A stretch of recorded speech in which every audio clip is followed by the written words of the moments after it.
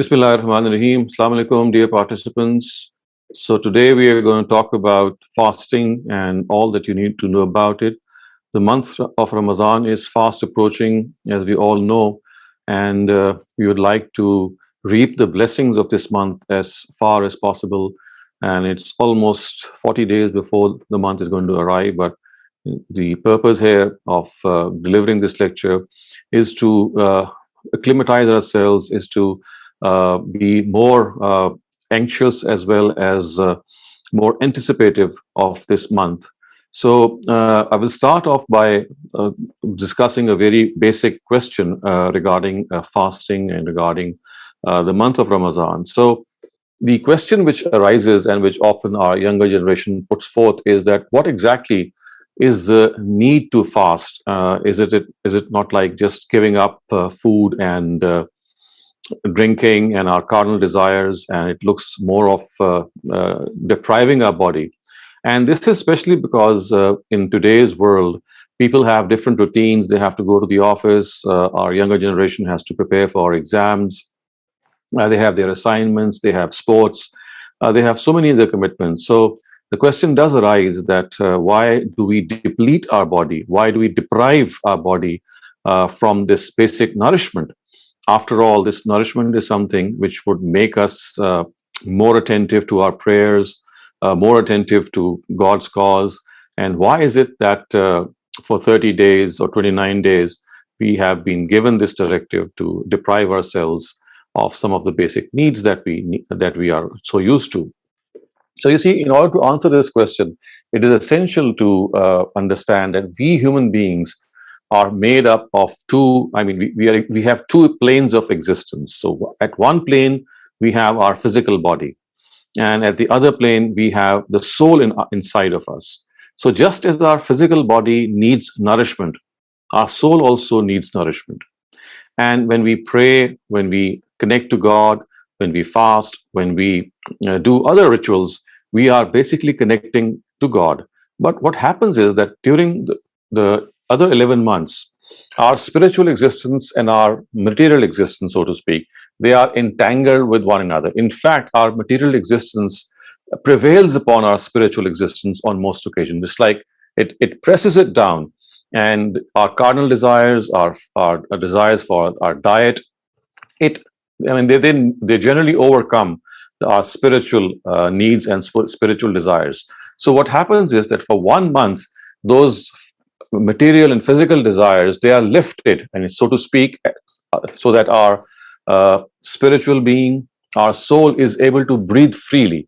It is as if our physical being had clasped the soul, and it's like just releasing the soul in a way that all of us are in a way able to provide that fodder to our spiritual being. So basically, fasting is meant to provide that path for the spiritual being, in which those material desires, which at times hinder that spiritual fodder from reaching our soul, so that in such cases we are able to pay more attention to the desires of our soul.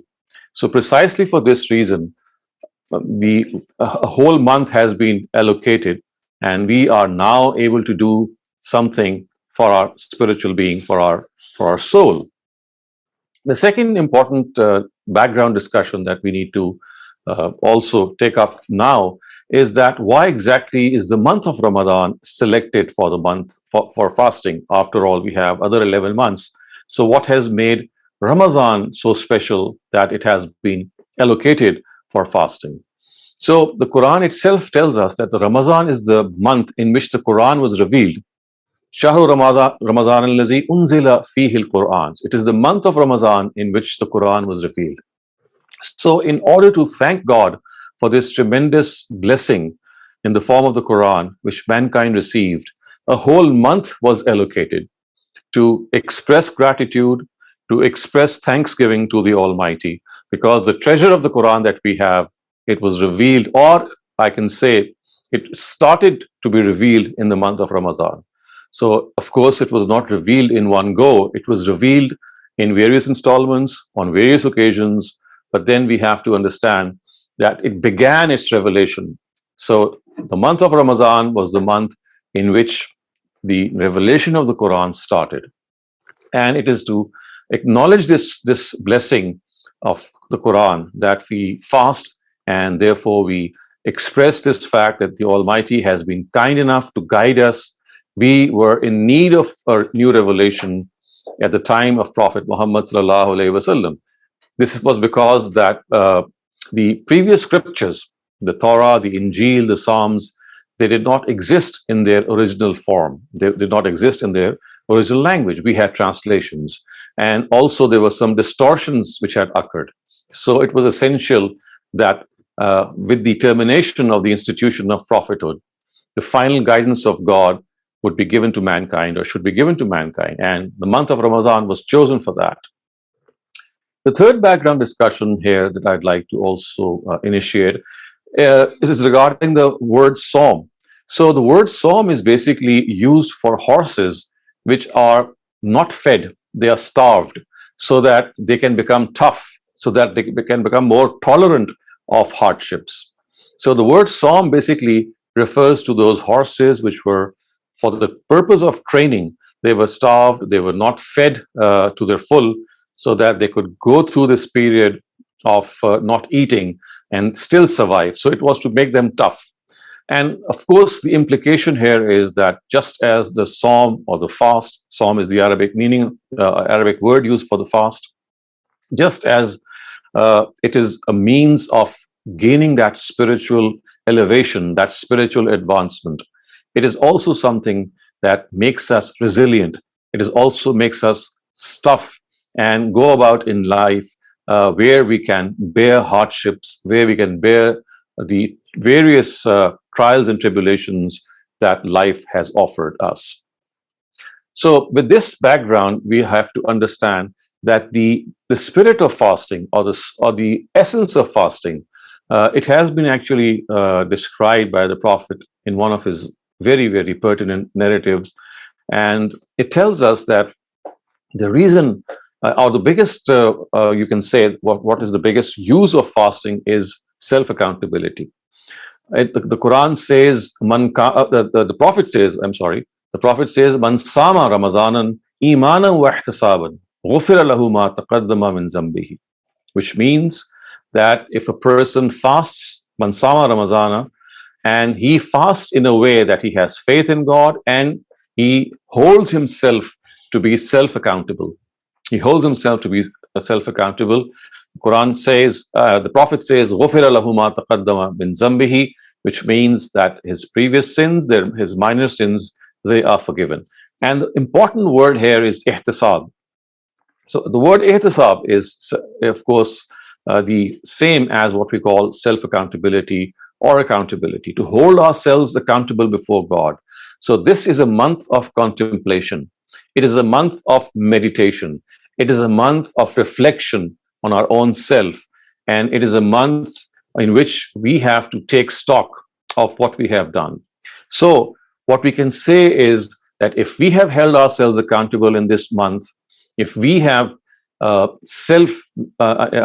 reflected on our own selves and see where we have gone wrong in the past, then this would be the biggest utilization of the month of Ramadan. And the actual benefit of the month of Ramadan, so to speak, is reaped once the month of Ramadan is finished.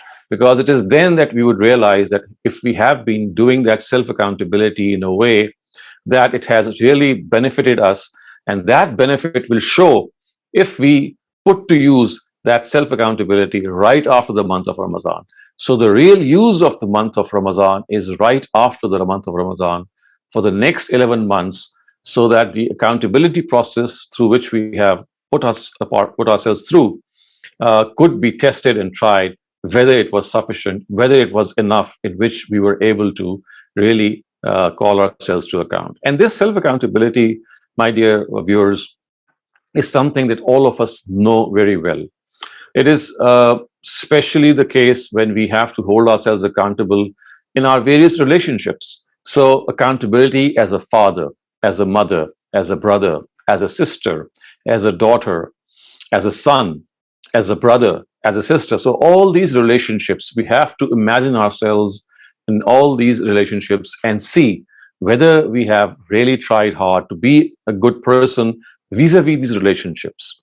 So on the human plane, this is of essential importance that we realize that whatever we have done in our life or whatever we will do in our life has to be in a way that we take into account our moral responsibilities regarding these relationships. And of course, the second important thing here is that our relationship with the Almighty. And this relationship with the Almighty is again something that we have to review, and if we have to find out whether that relationship was at the optimum level or not. Obviously, connecting to God through the Quran, connecting to God through the prayers, connecting to God by connecting to humanity, by connecting to other members of the fraternity that we call mankind, is again something which brings us closer to the Almighty. So this God connection and this human connection. So vertically, we are connected to God, and horizontally, we are connected to our society. And in both these directions, we have to hold ourselves accountable. And accountability with regarding God would be that did we fulfill our duties toward God? And accountability towards our fellow human beings would be that did we fulfill our duties towards our fellow human beings? So this 1 month is a month in which this accountability has to take place every single day. And we must not make this month a month of festivity find ourselves into. When the month of Ramadan comes, the Sehri time and the Iftar time, we know that it becomes a month of festivity, and instead of concentrating more on our spiritual needs, we tend to concentrate more on partying at Sehri and partying at the time of Iftar, which is somewhat against the spirit of Ramadan. So it should be as simple as possible. It should be as, it should be as according to the needs of our body as possible. So Ramadan is basically not a month of festivity in its essence. We have plenty of time for festivity, but in the month of Ramadan, I think simplicity is the name of the game. You have to be simple in our food. We have to be simple at the time of Sehri. We have to be simple at the time of Iftar as well. And then the important thing is that during our fast, what happens is that people do become cranky. They become frustrated. They become, of course, this is understandable. Hunger, the pangs of hunger, they do touch us. But what people generally do is that when they get angry in the month of Ramadan, they get frustrated, they hide behind or seek refuge behind the fast itself and say, well, I'm fasting, so if I've been angry, please just think that I'm doing something for the sake of God. So this is no justification that you become angry, that you become jittery, and then you justify this by saying that because you were empty stomach and because you were doing something for God. And the third important wrongdoing in fasting also, I think, should be avoided, and that is passing time.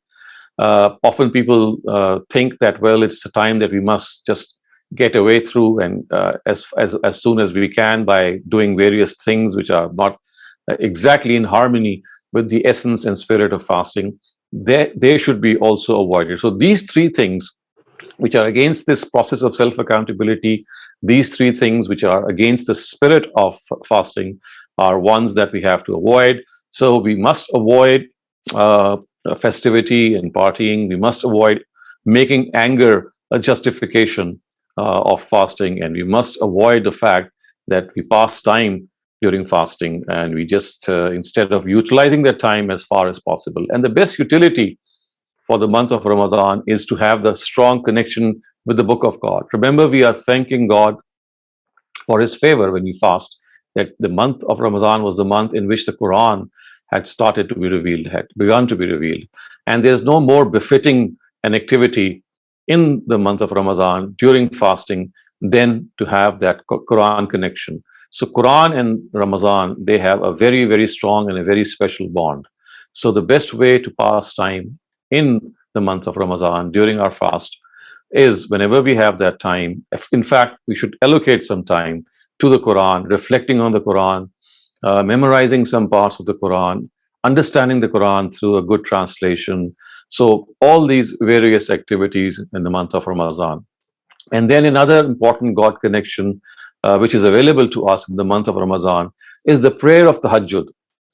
We are normally up during the Sehri and we eat Sehri, and that is the time in which we know that the Almighty says that He descends to the lowest heavens, implying the fact that His affection and His attention is the most at that time. So if we are able to pray the Tahajjud prayer at that time, especially if we have left some part of our evening prayer, the Isha prayer, which of course I'll just discuss later on as well, which what we call Taraweeh. So if you are able to offer the three witrs in general at the time of Sehri, then we would be in a position. I mean, this would be technically like offering the Tahajjud prayer. This is a prayer for which we seldom get time during the remaining part of the year. So we have to make the best out of it. And at Sehri time, before we consume food, or maybe just after consuming food, just if you could allocate some time to that Tahajjud prayer, we would be connecting with God in a very strong way. And as I said, there is a narrative of the Prophet which says that this is the time in which the Almighty attends to His creation the most. And He actually, there's a person calling out, as if it says that, is there anyone who would like to seek forgiveness? For God is now prone to forgiveness. Is there anyone who would like to ask for something? Because God is now inclined to give you that thing. So it's like a time, a bonus time in which if we make that effort, then there is a chance that the Almighty would grant our prayer. Now, another important facet of fasting is that you know that the Quran says that the basic reason for fasting is لَعَلَّكُمْ تَتَّقُونَ, that taqwa, or this God consciousness, should arise in us. This sense of accountability should arise in us. Taqwa, of course, here is that accountability which I just spoke of. And the way that this accountability can be achieved through the fast is amazing. And you can ask why. The reason is that never does a person break his fast intentionally. I mean, in a way that he would say that, well, no one is looking, I can just go into the kitchen or just go to one room and I can just eat some of the things that I have to eat or drink something. Why? Because you see, that person, he may be the most, I mean, evil of persons. Even if he is fasting, he would never do so. He would never secretly go and break his fast, because he knows that God is watching. So you see, fasting is something which gives us this immediate exposure to the fact that, well, I cannot go and hide myself in a room and start consuming what I have been forbidden simply because there's no one seeing. Because you see, the thing that we have in our mind is that even if no one is seeing us, God is seeing us. So imagine the potent effect of fasting, that it gives you this feeling that we forget about what people are thinking or doing. We know what God is watching over us. So if we carry on with this feeling for the rest of the year, and whatever we do when we try to break our covenant with God, we should immediately realize that, well, if we can break some of the things that we have, we can break promises, we can do something which would not be correct, it would be against character. Because simply when we are doing something, no one is watching. But if we get this feeling that even if no one is watching, the Almighty is watching us. So things that we do in secrecy, and which are bad things that we do, we would be immediately having that sign and flashback in our minds that, look, even if no one is watching us, God is watching us. And the second important element which gives us this taqwa, God consciousness, is patience. And there's nothing more potent in our worship rituals than the fast itself, because of course when we don't consume anything during this period, it needs a lot of patience, it needs a lot of sabr. So we can see that this taqwa is engendered by showing that patience. This taqwa is engendered by of course looking at the fact that there is no one except God who is watching us. So in a nutshell, this is something that we have to understand, that as far as Ramadan is concerned, as far as fasting is concerned, it is a time for spiritual elevation. It is not a time in which we are depleting our souls in any way or depleting our body. What we are doing, in fact, is we are cementing our soul. We are strengthening our soul. Our body requisites, I mean, by depriving ourselves of these body requisites, we might be doing something which might deplete our energy. But don't we all know that it just needs a couple of days of readjustment? After 2 or 3 days, 16 hours or 17 hours of fasting is something which everyone can easily manage in general circumstances. So I think that is just a question of readjusting, and our bodies do readjust easily as far as their physical needs are concerned. But the biggest gain that we can get from that is that our soul, our spirit is uplifted. We are able to do things. It becomes easy for us to do good deeds. And the Almighty Himself has, of course, given us this opportunity, and we have to avail this opportunity. So there is a hadith of the Prophet which says that fasting is for me. I mean, this is a hadith Qudsi, which is from the Prophet reporting from God, that God says that fasting is for me, and I am going to give you its reward, which actually means that human beings have given up some of their carnal desires just for the sake of God. And the Almighty says that as a result, it is me who is going to reward them. And we can clearly see if God is going to reward us, how abundantly, how generously, how magnanimously would this reward be. So we have to understand it as far as this month is concerned. It is a month which is about to dawn upon us in 40 days or so. It is a month for which we must prepare ourselves. It is a month in which we have to understand that as far as fasting is concerned, it should not be just a ritualistic observance of not eating or not drinking and not satisfying our carnal desires.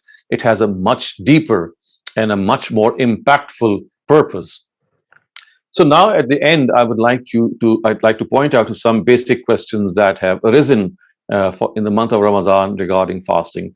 Thus, for example, as the month of Ramadan draws near, the first question that arises in our minds is that people start looking for moon sighting, because moon sighting is generally thought to be the only way which determines the start of the month of Ramadan.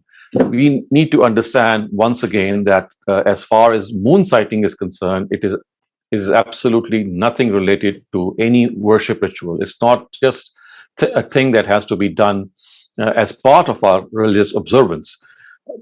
In the olden times, the only way available to ascertain the arrival of a lunar month was to sight the moon.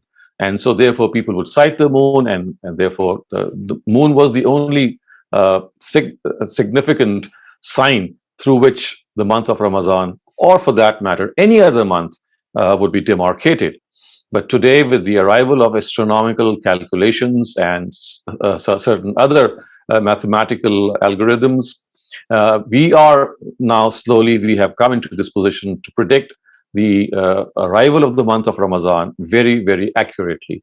So just as we are not required to look at our watches and see whether the time of the prayer is such that our shadow is twice our length or the same size as our length, as used to be the case in the times of the Prophet, because there were no watches. So just as watches have made us self-sufficient regarding the prayer times, and we don't need to go out and see how far our shadow is, in a very similar way, we need to understand that sighting the moon or looking at the moon, or either for the arrival of Ramadan or for the departure of Ramadan, is not a religious requirement at all. If that requirement can be fulfilled by any other means, the purpose is to determine when the month of Ramadan is going to start, and that is the end of that. And as we can see, that there are websites now, like for example, moonsighting.com is a very famous website who give their calendar for many, many years in future.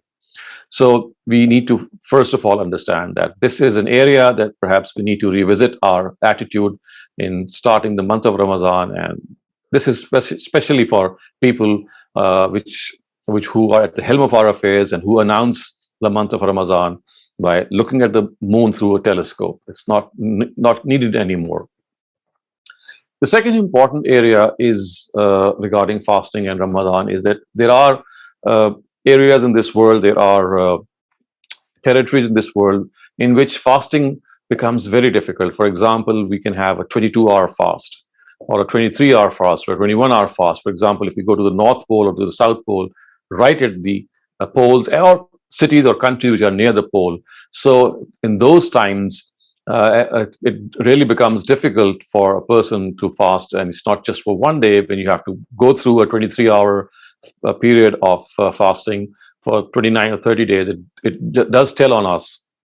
So the Quran has given us a solution to this, and it has referred to this by telling us that if a person is sick, man kana minkum maridan aw ala safar, fa'iddatum min ayyamin ukhra. So if you are sick or you are traveling and you are unable to fast, then you can fulfill this obligation by fasting in other days. So it has given us a way out by telling us that in case of any difficulty, in case of any problem, I mean, these were the two common problems that which people faced, either being on a journey or being sick. And of course, this is true even today.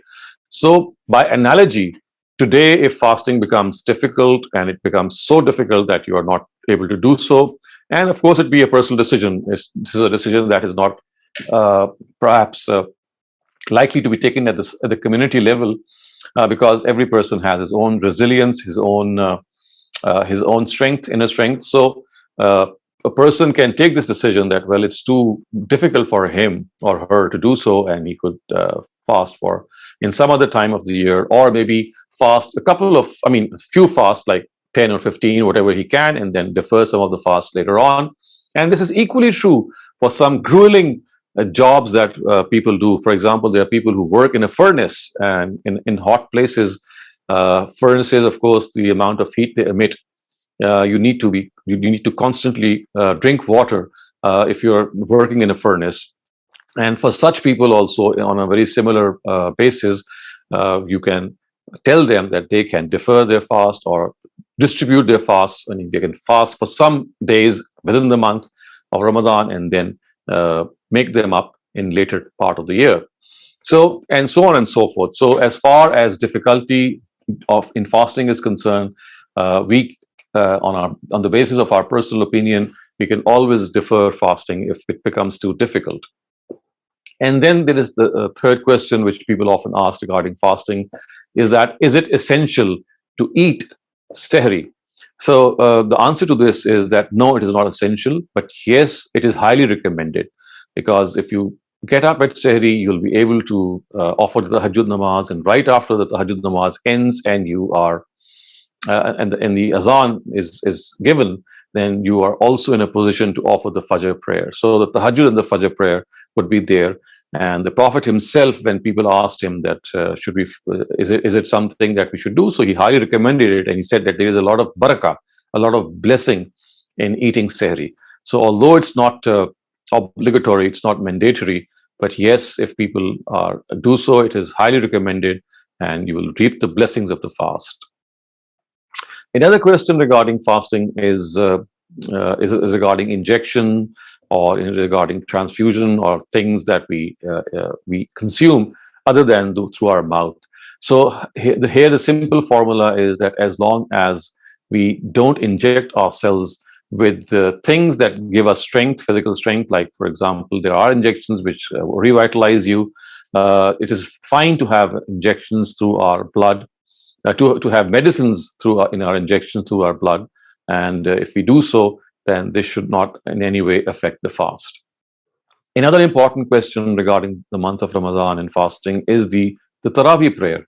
So about the Taraweeh prayer, we have to understand that this is basically the tahajjud prayer, which the Prophet allowed to be offered with the Isha prayer as a concession.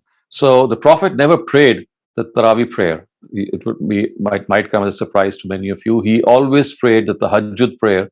And when people asked him that we are not able to pray the tahajjud regularly at its time, so he said, well, for those of you who cannot do so, you can always pray at the time of Isha. So it was basically a concession given by him, so that people could still reap the blessings of the tahajjud prayer. So basically the Taraweeh prayer is the tahajjud prayer which is offered with the Isha prayer.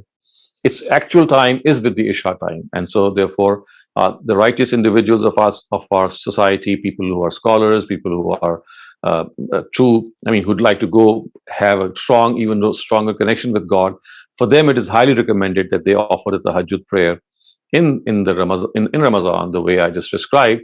And yes, they can use this concession of praying that with Isha, and in that case, it is called Tarawih. Other than that, another hybrid phenomena that can be done is that you pray a part of those nafils with the tahajjud, with the Isha prayer, and then you complete the odd number of rakats, like for example the witr, with the tahajjud at the time of tahajjud, so that you can do both of them. Otherwise, the most recommended would be that you pray the Isha prayer, the 4 farz and the 2 nafils, and then all the rest that you can do is you should pray. You should get up at tahajjud at some time before, earlier in an earlier hour, so that you are able to do that in a private way. You can just even pick up the Quran, and while doing the tahajjud prayer, you can just read through the text of the Quran as well. So this practice of praying in congregation in the month of Ramadan at Tarawih was actually instituted by the Caliph Umar radiyallahu anhu. He never prayed himself in the mosque. It is reported that once that when he was passing through the mosque, he saw that people were actually reciting and doing the Tarawih prayer in various groups. And he said that this doesn't look a very organized thing. So he appointed Ubay ibn Ka'b, anhu, a very famous companion of the Prophet. And he said, well, you lead the prayer and let the rest of them follow you. And he himself never prayed in that congregation. And in fact, what is reported from him is that وَالَّتِي تَنَامُونَ عَنْهَا أَفْضَلُ مِنَ الَّتِي تَقُومُونَ, that what you are now praying, or what you should pray at the time of tahajjud, is much more of a blessing than what you pray at the time of Isha. So the blessings of tahajjud are always more, of course, than the prayer which is offered with the Isha prayer in the form of Tarawih. And of course, then there are some other small questions which I'm going to leave to you, so that if you have any further questions, you can always ask. And I would request that we remain concentrated on the topic of Ramadan and fasting today, so that we can have a comprehensive discussion today on this topic and prepare ourselves for the month which is about to arrive. And we also know from a narrative of the Prophet that in the month of Shaban, this is the month which precedes the month of Ramadan, Aisha anha tells us that if there was any other month in which the Prophet would fast, then the month of Ramadan, the most, it would be the month of Shaban, which is just prior to Ramadan. And the purpose would be to get used to the month of Ramadan. So you see what the Prophet would do, he would celebrate the month of Ramadan. He would commemorate it, that before even it arrives, he would start fasting in the month of Shaban, just to make himself more acclimatized to the 30-day fasting that is going to follow. So in order to anticipate that, again, this is something which is very worthwhile, that we plan this month of Shaban in a way that we are able to offer some nafil fast, some optional fast. Similarly, to keep up the spirit of Ramadan, what the Prophet did was that he would offer these nafil or these optional fasts on other occasions. For example, we know that he fasted on Mondays and Thursdays. We know that he fasted on the day of Arafah. We know that he fasted on the 10th of Muharram. So all these are optional and nafil fasts, and they are meant to make ourselves keep ourselves in touch with fasting, even when the month of Ramadan is not there. And we also know that he used to fast in what we call the days of the bees, which are 13th, 14th, and 15th of every month. So he would fast in the middle of every month as well. So all these optional fasts were observed by him, so that besides the month of Ramadan, there would be other instances also in which we are able to reap this month of this tremendous worship rituals, its blessings, and at the same time we don't lose touch with it and keep up with it. So just as we pray nafils in our prayers, so in a similar way, he instituted these nafil fasts so that we are able to connect to this worship rituals all through the year and not just in the month of Ramadan. So with this, I am going to end my talk here. And if you have any questions, I would be very glad to answer them. Assalamu alaikum, and thank you so much, Dr. Shehzad Saleem, for a very timely reminder and talk about the fasting in the month of Ramadan. So, with that, I would like to start the Q&A segment. Assalamu alaikum, Dr. Shehzad. So, Asaf, I Walaikum wanted to ask you, I have a particular problem that I have like an allergic cough, and that's due to the pollution. And I suddenly get a bout of coughing and sneezing, and it goes on for a few minutes, but I must drink water. So मेरे साथ ये होता है रमजान में कि I really don't know what to do. I want to fast, but this can suddenly come on and suddenly happen, and I have to take water. So what I feel bad that if I don't fast, but if I fast, then it is risky because I can start choking. So आप इसके बारे में how would you guide me? I really don't know the solution. Yeah, I understand. So my answer would be that you just consult a doctor. Just consult your doctor and ask him that if you are, whether you should fast or not. But of course, if he says that you should not fast, then you should not, because he knows your medical condition. And in that case, that what you can do is that you can pay fidya. Fidya means an atonement for the fast. If you are not able to fast, then you can pay a certain amount, which is equivalent to the amount of iftar for a single person. And if you add the sehri amount also, that it is even better. Otherwise, what is needed is that you're able to give in charity the amount which is generally used by you yourself, consumed by you when you are doing your iftar. So it's like giving in charity one dinner to someone who is needy per fast. But if you add the sehri amount also to the iftar amount, that would be even better. Shehzad Sahab, I have checked with the doctors. I've even checked with doctors abroad. It is right. due to the pollution around me in Pakistan. So, and the doctor said I shouldn't because I would have to break the fast with water. मेरे साथ ये हो रहा है कि I feel bad about it. I really feel, I'm not saying guilty, but I just feel कि I wish I could fast. So वो जो आप बता रहे हैं वो तो मैं फिदिया तो मैं दे देती हूँ. But somehow this feeling of why can't I fast? You get the feeling of unhappiness. I wish I could fast. I want to fast. Well, so this is a how sign does of one faith. overcome this? This is a sign of faith in you. You have a strong faith and a sensitive person that you are. Everyone, I think, who has this compulsion that he or she is not able to fast. I know many other people who express the same opinion as you have. And there is frankly nothing that can be done other than if you could do more charity, maybe do some more righteous deeds, maybe. So, it's difficult to compensate because fasting itself is a ritual that cannot be replaced by any other ritual. But again, if you could, do some more things which relate to charitable behavior, like, for example, you can give fidya to more than one person. You can do something more for other people. And always consider that you're doing this in lieu of the fact that you're not being able to fast, and continue to pray to God. You see, God always produces miracles at times. Maybe He cures your ailment also someday. So it's like a excuse that all of us could have when we are suffering from such an ailment. So I do understand the frustration that you might be going through. But as I said, that because of your ailment, your doctor has rightly advised you. So to compensate for it, you can atone for it in a more generous way by doing various other things. Up next is Humayun. Humayun, please unmute and ask your question. Assalamu alaikum, Dr. Shehzad Saleem.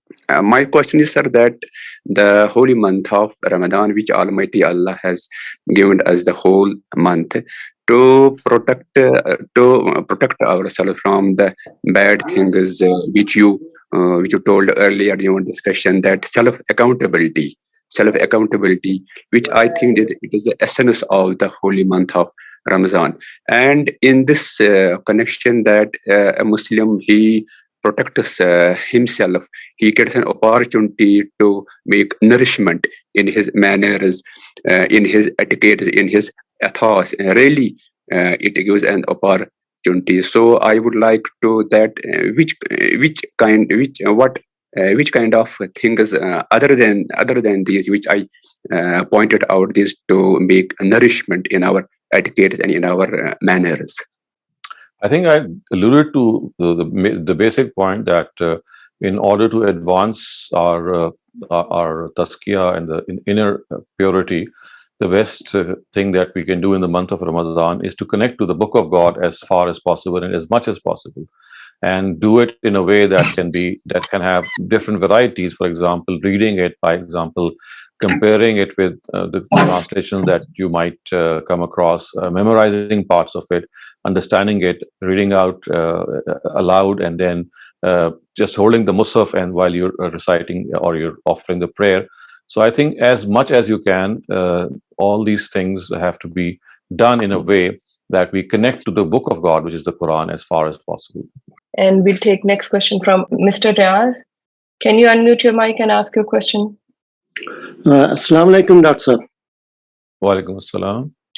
Dr. Sir, if a person is just sick for a few days in Ramadan, but should he give the fidya, or he should make up the missing days? Well, I mean, if we can do both, then it is best. Otherwise, what he is required to do is to make up for the missing fast. I mean, that is essential. But if we can add the fidya as well, then that would be even better. So the question is, so if you think you will be healthy after Ramadan, so it is best to make up for the missing. Absolutely. Not only best, it is obligatory. The Quran tells us that we have to make up for our missed fasts. So as soon as you are healthy enough, as soon as you are in a position to fast again, this is something of a obligation. So you just need to wait for that time. So the fidya won't compensate for it. You have to fast. No, that will not. That will not. That can only compensate if you can never fast. So if it is a permanent, disability. Yes, it's a permanent disability. Then of course there's no option but to give fidya. Okay, thank you. Akram Bhatti, please go ahead. अस्सलाम वालेकुम sir. वालेकुम अस्सलाम। तो मैं पूछ रहा था कि तरावियों के दौरान क्या आप मुसहफ हाथ में लेके तो फॉलो कर सकते हैं उसको? तरावियों को कई तो बहुत तेज पढ़ते हैं तो वो नहीं समझ आती। I think that is more recommended when you're offering the prayer individually. When you're doing so individually, that is possible and recommended. Otherwise, when you are standing in congregation, that is it would become difficult because, as you said, that they read very fast, and at the same time, if you do so in congregation, people might just stare at you and maybe you'd be called out for that. वो मामले खाना काबा का देख रहे होते हैं जो YouTube वगैरह पे, तो वहां पर तो लोगों ने पकड़े होते हैं।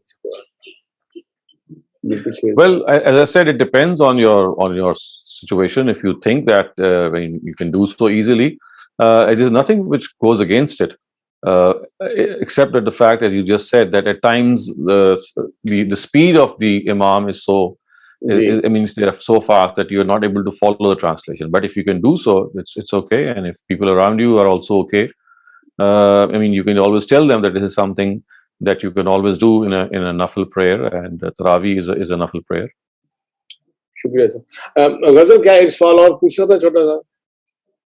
If it's a very short and quick one, please. It's a very short.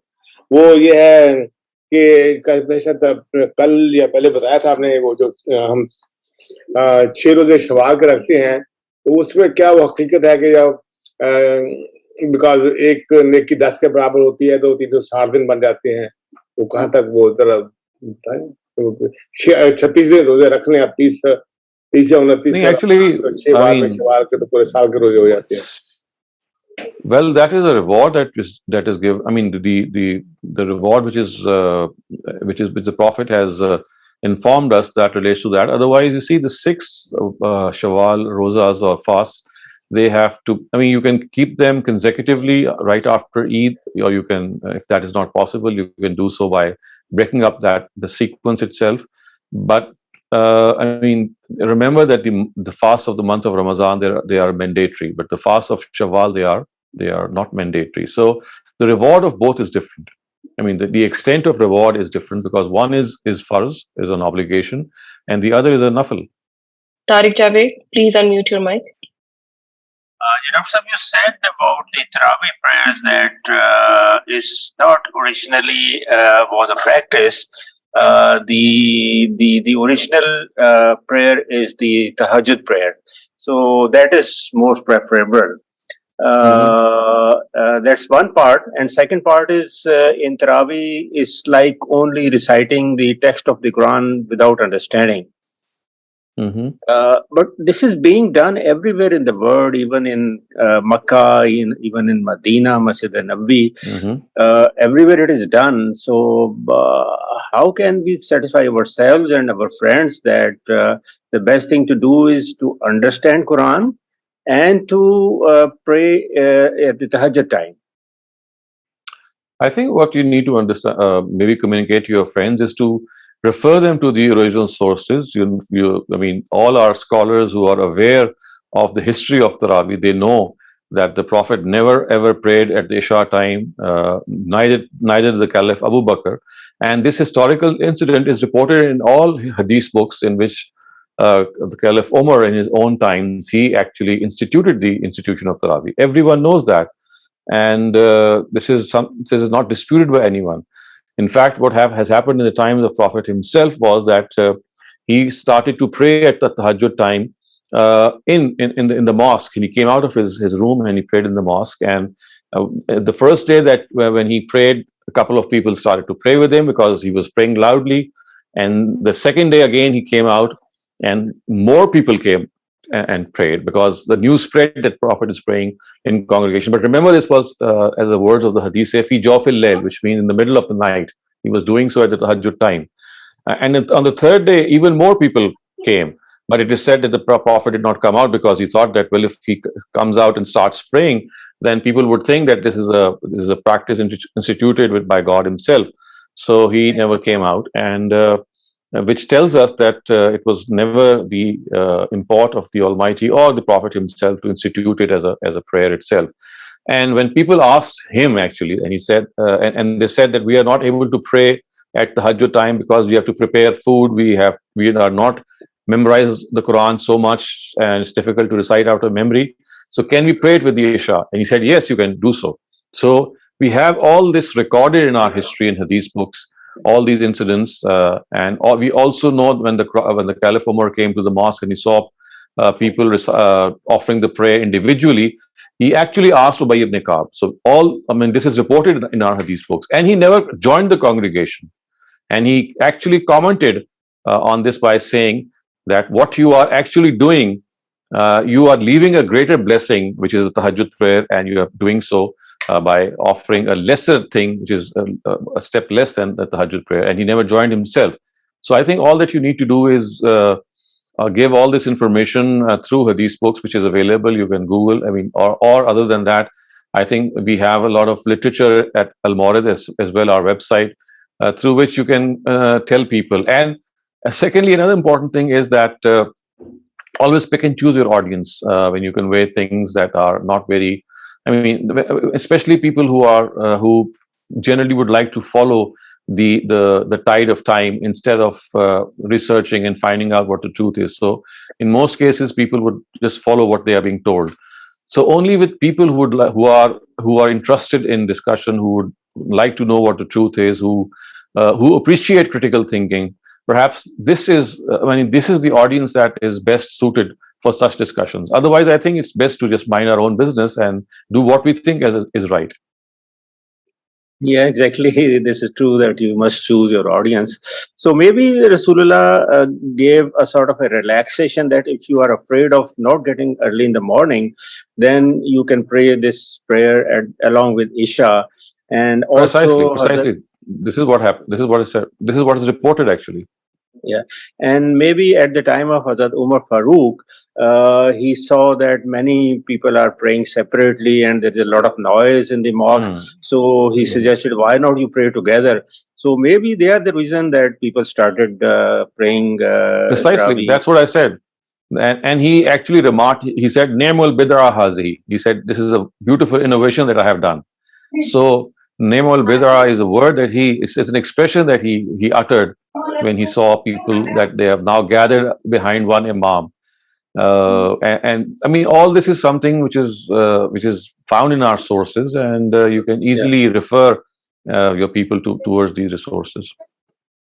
And is it not like best thing to do is to understand Quran, spend those 1 hour or 2 hours to understand Quran deeply and precisely, rather than reciting without understanding, without knowing what you're speaking? Well, I mean, there can always be a balance. You see, there is one thing that we have also to understand, that our prayer is not just the utterances that we do. It's not just the Quran that we recite that we don't understand. Prostration, kneeling, standing, these are the practices of the prayer. So they themselves are part of that ritual of praying. So the prayer ritual has two segments. It has two, you can say, a division. So the one division is that you utter something with your mouth, and the other division is that you do something with your limbs in your body. And so, therefore, if you're not being able to understand what the Quran is telling you because you're not aware of the language of the Quran, but still, when you're standing in prayer and you're kneeling and you're prostrating, as I said, and these are still stances and postures which are part of worshipping the Almighty. So, silent observance of that is also something which is recommended. But what you can do is that you can create a mix. You can pray a couple of rakats even if you're not understanding the Quran, and you can spend more time by reciting out the Quran separately. So, I mean, you can have the best of both things as well. Yeah, exactly. This is what I was thinking. Let's dissociate reading the so much Quran in like 20 rakas, and instead of, you can pray 20 rakas with smaller Right, surahs right. and Mhm. study the Quran and understand the Quran separately. Right. Also, this practice of finishing the Quran in the month of Ramadan was actually a much later practice. And the amount of rakats also, we know that in the time of Imam Malik in Medina, they would pray 49 rakats, and similarly in different times the amount of rakats would be different. So this practice of completing the whole Quran and finishing the whole Quran in 1 month was a much later introduction, and this was basically done by Hufaz and by the memorizers who thought that, well, it's good to have a single round in which the whole Quran is finished. Otherwise, this is not a target that you need to set yourselves. It is better to read less, understand more. But unfortunately, this practice is everywhere in the world, in US, in Canada, in Right. Europe, in Yes. Pakistan, in Middle East. This practice is going on. So let's hope Mhm. Allah helps us to understand. Thank you very much, sir. Thank Okay. you. Thank you, Tariq Saab. Moving forward, Dil Qureshi, please go ahead. Ji sir, I have a few questions. I'll try to be as quick as I can. So, toothpaste while fasting as well as gargling during the wuzu when you have to clean your throat, are these two things you can do in your fast? Yes, as long as you don't swallow the water, gargles and cleaning your mouth or teeth with the toothpaste is fine. So the thing that has to be taken care of or safeguarded is that it should not cross your gullet and enter your stomach. So as long as it remains in the, I mean, you're going to spit out the water, you're going to spit out the toothpaste, that is fine. But swallowing it is the thing that you have to safeguard from. And I think if you exercise enough caution, this can be done. All right.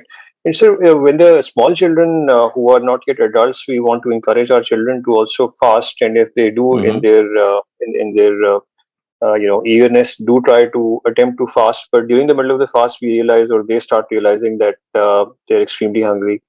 Mhm. I'd assume it's okay for us to let them break their fast, or tell them that it's Right. okay for them to break their It's fast. fine. Right? There's no, It's totally fine, because you see that fasting was in the first place not obligatory for them. It's not mandatory. It was something of a practice that you were making them go through so that they could get used to it. But if this happens, even if it happens for a normal person, I mean, you can discontinue a fast if you are feeling that weakness, or you're feeling something that you would not be able to continue. You can just discontinue the fast and keep it later on. What is prohibited is that you should not break your fast intentionally by indulging in things intentionally. I mean, start eating food intentionally or indulge in your intimate desires intentionally. That is which breaks the fast, and it actually carries a big atonement as well. Otherwise, discontinuing the fast, whether it's a child doing so or whether it's an adult because of the fact that he or she is burdened too much, it's beyond the capacity to carry on, that fast can be discontinued and then made up later on. Right. And so basically, there is no difference between Tahajjud and Taraweeh, I think is what you have said. So people say Taraweeh Repeat first, your- and then after Taraweeh is over, they say Tahajjud. Is there no? Could you because there please seem to repeat be- your question? Yeah, Adil, could you please repeat your question? Sure, sir. So there is no difference between Tahajjud and Taraweeh, if I understood you correctly. Taraweeh is the name of the Tahajjud prayer when it is prayed with the Isha. It is that Tahajjud prayer which is prayed with Isha is called Taraweeh, and it is actually prayed. I mean, it's like a concession given in the Tahajjud prayer that you can pray it in the form of Taraweeh. It's like a second best option. Its real time is the Tahajjud. So when you're praying the Taraweeh prayer, you can also classify it to be a Tahajjud which is prayed at its next best time. And in this new capacity, it is also called Taraweeh. Sabine, do you want to go ahead and ask a question now? जी अस्सलाम वालेकुम, शुक्रिया। मेरा सवाल ये है कि क्या हम जब हमारे रोज़े कज़ा हो जाते हैं तो हम उनकी कज़ा भी कर सकते हैं, तो क्या दो दो नियत कर सकते हैं कि शवाल भी रखे जाएं और साथ रमज़ान के भी, या साल में जो नफली रोज़े हैं उनमें भी ये हो सकता है कि हम अपने जो फ़र्ज़ हैं वो भी साथ अदा हो जाएं, तो साथ जो नफल रोज़े हैं उसका सवाब भी हमें मिल जाए? शुक्रिया। Well, this is a personal choice that you can make, and hope that God would cater for both of them. I mean, this is always something that you can do. At least what will happen is that the missed fast would be atoned, and if God would like you to give further benefit, that He is also going to accept it as an optional fast because you have offered it. For example, on occasions for which merit an optional fast. So this could be a gracious gesture from the Almighty. We cannot dictate Him, of course, but it's a request that we can make. But other than that, yes, because at least you would be doing one thing, and that is making up for the missed fasts, which was obligatory, which was mandatory. Whether those missed fasts are also rewarded for the nafil fast for that occasion is something which perhaps God should decide and would decide. I am not in a position to say anything on behalf of God. Thank you so much. So that is pretty much it. We don't have any other raised hands and other questions, so maybe we can end our session here. Any last remarks from you, Dr. Shehzad? So, inshallah, the next week we'll not be having a session because I'm traveling out of my own country, and the week after that, which is the 25th, I think, or the 26th of this month, we'll starting the series that I was referring to earlier on, which is called the textual study of the Quran. So from the Sunday after the next Sunday, which is the 26th, we will be embarking upon reading the Quran from the beginning, and this would be perhaps a long series which would cover the whole of the Quran. And I think you will be getting its links and its details in your WhatsApp groups. So inshallah, that would be our next assignment, 2 weeks from now, and hope to see you all there.